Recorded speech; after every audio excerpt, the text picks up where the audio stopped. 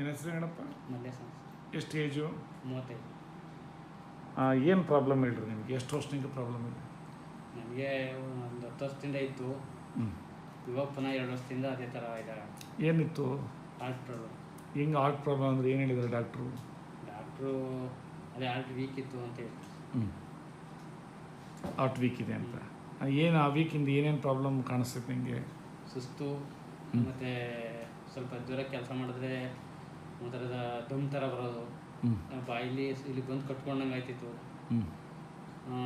ಮತ್ತು ತಲೆ ಸುತ್ತೋದು ಅದೆಲ್ಲ ಆಯ್ತಾಯಿತ್ತು. ಇವಾಗ ಸ್ವಲ್ಪ ಕಮ್ಮಿ ಆಗಿತ್ತು ಒಂದು ಇದರಿಂದ. ಪುನಃ ಈಗ 2 ವರ್ಷದಿಂದ ಪುನಃ ಅದೇ ಥರ ಆಗ್ತೈತೆ. ಸರಿ. ಈ ಮಿರಕಲ್ ಡ್ರಿಂಕ್ಸ್ಗೆ ಯಾರು ಹೇಳಿದ್ರು ನಿಮಗೆ ಬರೋದಕ್ಕೆ? ನಾನು ಟಿ ವಿಲಿ ನೋಡ್ಬಿಟ್ಟು ಬಂದಿದ್ದೆ. ಟಿ ವಿಲಿ ನೋಡ್ಬಿಟ್ಟು ಸರಿಯಪ್ಪ.